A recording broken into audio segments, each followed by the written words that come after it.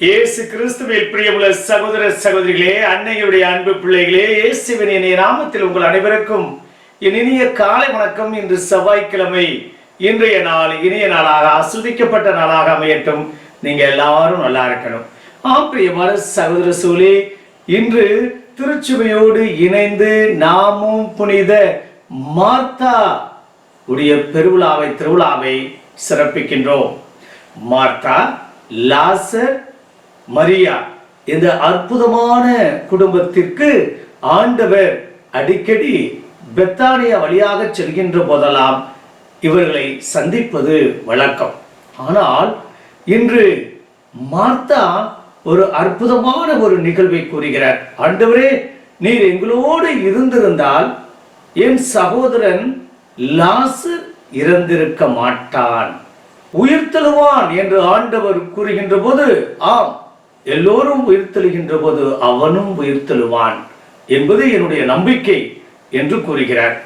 இன்னும் அடுத்தபடியாக மார்த்தாவுடைய வார்த்தை ஒரு அற்புதமான வார்த்தை. உயிர்த்தெழுதலும் வாழ்வும் நானே என்று கூறுகிறார்.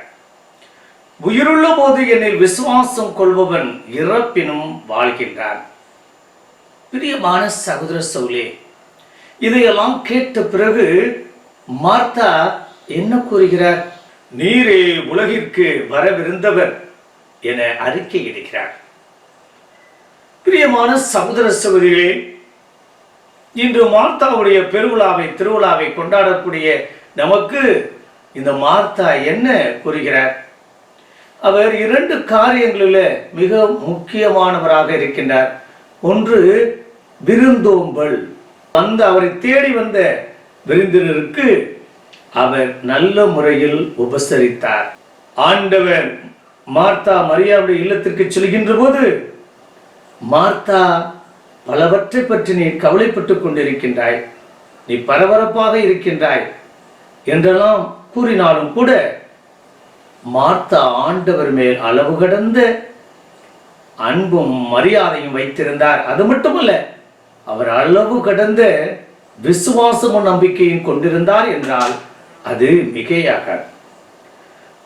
ஆண்டவரிடம் கூறுகிறார், ஆண்டவரே, நீர் இப்போது வேண்டினாலும் போதும், என் சகோதரன் உயிர் தருவான் என்ற ஆணித்தரமான நம்பிக்கை கொண்டிருந்தார். பிரியமான சகோதர சகோதரிகளே, என்று நாமும் விருந்தோம்பலுக்கு பெயர் பெற்றவர்களாக வாழ வேண்டும்.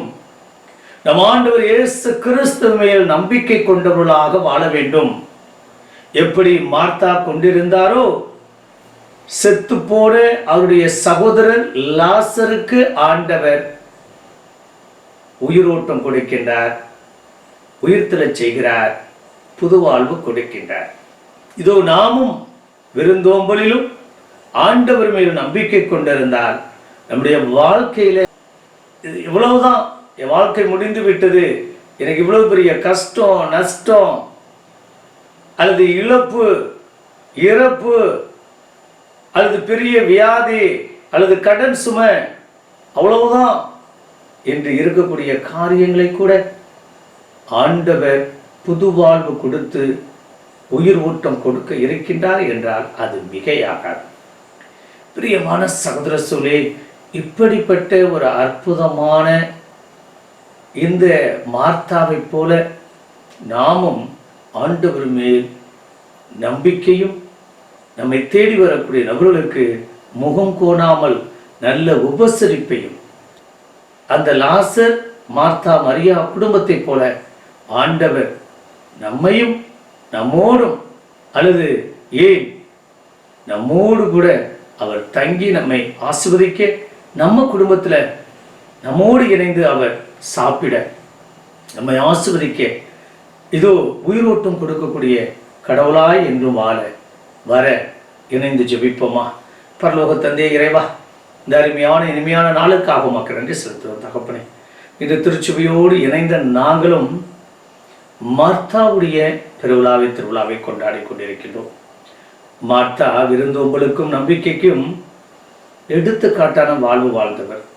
நாங்களும் அப்படிப்பட்ட மார்த்தாவுடைய சீடர்களாக, அவருடைய குணங்களை கொண்டவர்களாக வாழ ஆண்டவரே உமக்கு பிரியமானவர்களாய் என்று வாழ கிருபை தரும்படியாக.